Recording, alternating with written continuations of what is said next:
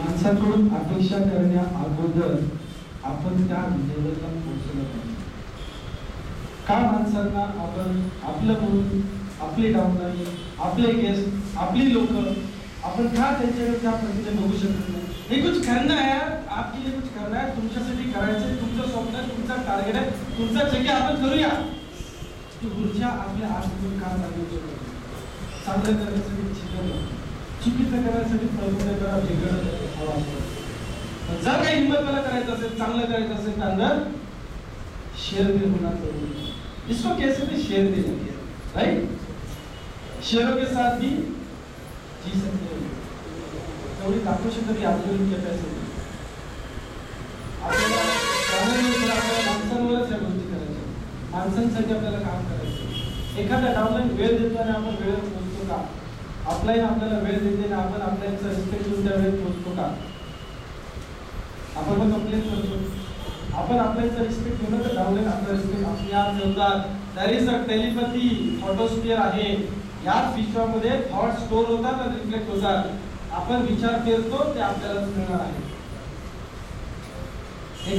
मला अजून आठवतं, मी अमरावतीला बाय ट्रेन गेलो होतो आणि ट्रेन मधून जाताना एवढी जाम पॅक बुकिंग होती, सीझन होता, म्हणजे आतमध्ये घुसायला मिळालं तरी मुश्किल आहे. आणि उद्या मीटिंग ठेवली, कमिटमेंट केलेली आहे, येणार, रात्रभर प्रवास करणार, दुसऱ्या दिवशी दुपारची मीटिंग होती, दोनची पोहोचणार. डाऊनलाईन म्हटलं की जर परिस्थिती प्रॉब्लेमेटिक असेल तर येऊ नका, आम्ही आमचं फोटोवरून प्लॅन बिन देतो आणि तसं काही हा पहिला राऊंड आहे, त्यामुळं अडचण येणार नाही. 5-10 लोक जे काय असतील तेवढे आम्ही कव्हर करू. त्या दिवशी आम्ही कसं तरी बोटीमध्ये घुसलो. ते हात धुवायला लोक येतात, बेसिन असतं, त्याच्या खाली बसून जावं लागलं. That was the commitment. येणार बोटवरील, उद्या सगळे अनुभव करायचीच आहे. कसाही लावलं तर काय एवढा वास इतका ट्रिमेंडस नाही.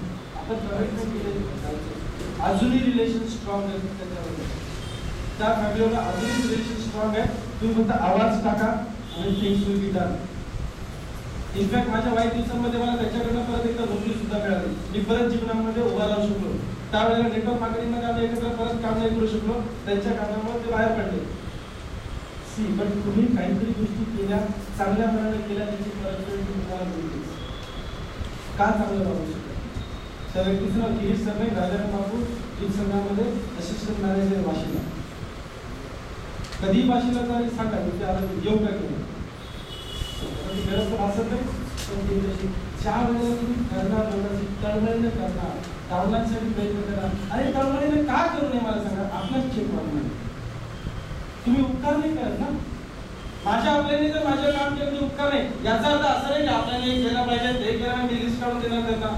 नो, मग डाऊनलाईन फक्त रिस्पेक्ट ठेवायचं आहे, हे जाणायचं आहे की आपल्याला अपलाईन एक आहे, आपल्याला डाऊनलाईन 2 आहे आणि 200 पुढे. जबाबदारी आपली मोठी आहे. जेवढं कमी घेणार तेवढं चांगलं आहे, कारण जास्ती द्यावं लागणार. एक बार घेतलं तर 200% द्यावं लागेल खाली, 2 टाइम घेतलं तर 400% द्यावं लागेल, कारण डाऊनलाईन मोठं आहे. कधी लक्षात घ्या, म्हणजे जे घेत आहे त्याचं कितीतरी पट तुम्हाला द्यावं लागणार आहे. So you have to be very good. Getting me clear? Yes yes. So आम्हाला कदाचित मेसेज क्लिअर आहे की आम्हाला डाऊनलाईन बरोबर, अपलाईन बरोबर व्यवहार कसा करायचा आहे. जी जान से करते तो मिलता है यार. आणखी एक लेडीजची गोष्ट इथे. 6 वर्षांपूर्वी एका वाघाला त्याने सिंहाला जखमी अवस्थेमध्ये, लहान असताना, पिल्लू असताना त्याची सेवा केली होती. जखमी अवस्थेमध्ये तो पडला होता रस्त्यावरती. अशा अवस्थेमध्ये होता की त्याला मरणच भयंकर, पण जखमा नको, अशा परिस्थितीमध्ये तो होता. आणि त्यावेळेला ही लेडीज त्यांच्या जखमा बऱ्या करते, त्याला वाचवते, त्याला त्या जखमेतून मुक्त करते. 6 वर्षानंतर तिला कळतं की अशाच्या पिंजऱ्यामध्ये हा असा एक सिंह आहे आणि तिला बाय फ्लूक आतमधनं असं वाटतं की आपण जाऊन का भेटू नये. आणि ही तिथे त्याला भेटायला जाते. आणि ज्या वेळेला ही तिथे जाऊन भेट देईल त्यावेळेला हा सीन बघायला मिळतो. तर त्या सिंहाने ती जाणीव ठेवली, ह्या व्यक्तीने जर मला त्या दिवसामध्ये मदत केली नसती, कारण that pain is very very bad.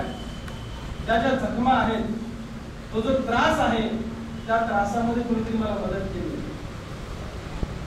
त्याची जाणीव तो प्राणी ठेवू शकतो. कित्येक लोकांना त्या पिंजऱ्याच्या जवळ 2 फूट जायचं म्हणलं तरी खाते.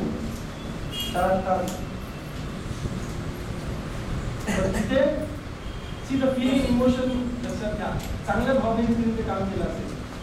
आपण आपली भावना आणि लक्षात घ्या, प्रत्येक डाउनलाईन बरोबर प्रत्येक गेस्टकडे गेल्यानंतर आपल्याला रिझल्ट मिळेल याची गॅरंटी नाही.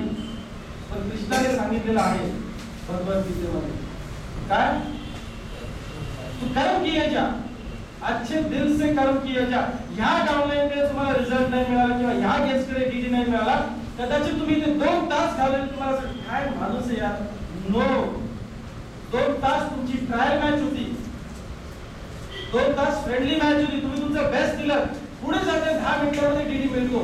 You get the result somewhere else. तर प्रयत्न करून थांबवायचं नाही आपल्याला विकेट प्रत्येक बॉलला मिळत नाही, पण प्रत्येक बॉलच्या बॉलरला चांगला टाकावा लागतो. प्रत्येक चेंडूमध्ये विकेट मिळण्याची अपेक्षा जरूर असते त्याला.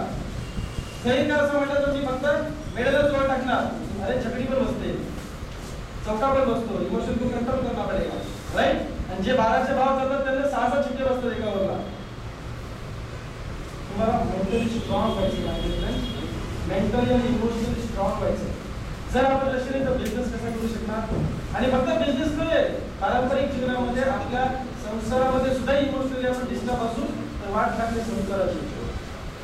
मी कित्येक केसेस असे हाताळतो काउन्सिलिंग मध्ये. 2-2 वर्ष 5-5 वर्ष झालेली असतात लोकांना लग्न होऊन. वाय? कारण ही अडून बसते, तो अडून बसतो. थोडासा चेंज केला तर दोघांमध्ये ट्युनिंग फाईन होऊ शकतो. काही लोक अशी पण आहेत, आता माझ्याकडे करंट केसेस असे चालू आहेत, आता मला वेळ मिळत नाही ऍक्च्युली या लोकांना द्यायला. तर अशी तर की 5 वर्ष झालं ब्रेकअप झाला, लग्न पण नाही झालं, लग्न करायचं 5 वर्षापासून प्रेम प्रकरण झालं, ब्रेकअप झाला, सुसाईड कारण निघालं.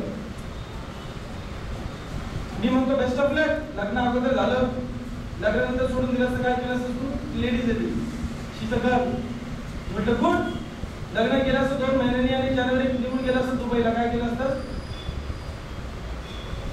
You don't know what message to be taken. ठेस लागते ना, तुझा उपकर वाले का ऍक्सिडेंट वाचला ना, अंगठ्यावर लागलो, गळा कापला गेला असता, हात तुटला असतो. मग हे मेसेज आपल्याला घेता आलं पाहिजे लाईफ मध्ये. काय एक्झॅक्टली मी काय कसा विचार करतो. लिटरली मगाशी मी तुम्हाला जे सांगितले की आपल्याला विचार कसा करायचा हेच कळत नाही. प्रत्येक वेळेला चुकीचाच अर्थ काढतो आपण, प्रत्येक गोष्टीतून चुकीचा अर्थ घेतो. Take it as a challenge. रामोजीची कॉन्टेस्ट लागली, take it as a challenge. मी सांगतो तुम्हाला, जो व्यक्ती या रामोजी फिल्म सिटीच्या कॉन्टेस्ट मध्ये विन करेल, आमच्यावर विमान प्रवास करेल, क्वालिफाय होईल, हा व्यक्ती दिवाळीमध्ये आपल्या दारासमोर 4 व्हीलर जरूर घेणार.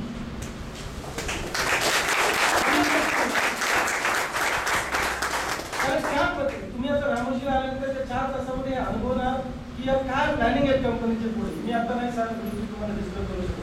तुम्हाला ते येऊन तिथून तो आनंद घ्यायचा. जसं मॅडम मगाशी म्हटलं, मी मला आता दिसत नाहीये, थिंक पॉझिटिव्ह. आत बसल्यावर बाहेरचं कसं दिसत ते बघायचं असतं. त्याच्यासाठी पॉईंट अलाउट म्हणतो. आतमध्ये बसल्याचे तुम्हाला नेणार आहे तिथे. माझ्याकडे मी स्वतः बसले कितीतरी क्लिप्स आतमधल्या नाही दाखवलं का, तुम्हाला ते फील करायचं आतमध्ये बसून की अंदर से बॅटरी अंदर से ठीक आहे. मी आपलं काही एअर होस्टेस सांगितले का नाही सांगितले, ते आत बसून बघायचा, राईट. या होस्टेस पण असतात ते मागे मागे असतं ना, ते का इंटरनॅशनल एअरपोर्ट राईट. सो आम्हाला एक लक्ष घ्या, आज एक कळून करा स्वतःला की जे उचलायचं ते चांगलं उचलणार. प्रत्येक गोष्टीमध्ये मी चांगलंच पडणार, चांगलंच बोलणार, चांगलंच घेणार, हा निश्चय करून चला. निश्चितच मी सांगतो तुम्हाला की you will be on the plus side of the life. जीवनामध्ये कधीच नुकसान होणार नाही. नुकसान झालं तर त्यातलं प्लस होऊ शकतं. डब्ल्यू mission take it positively. Choice तुमचा काय आहे याच्यावर खूप गोष्टी अवलंबून आहे. सो आपण काय चॉईस करणार. बाहेर गेलो आणि पाऊस आहे, आईला आज छत्रीच नाही, काय वस्तू संधी ना भिजायची. घरी गेल्या गेल्या फोन आधी भजी कर, चणे वाजून ठेव. आम्ही चणे खायचो खिडकीत बसून, भजी खायचो खिडकीत बसून लहानपणी. परत एकदा खिडकीत बसून काय करू, आम्ही काय करतो थांबायचं बायको काय करू मात्र सगळं करू, राईट. अरे life we can't get it back, right. 50 वर्ष वय झाल्यानंतर मी करेल का तसं, हा बरोबर आहे.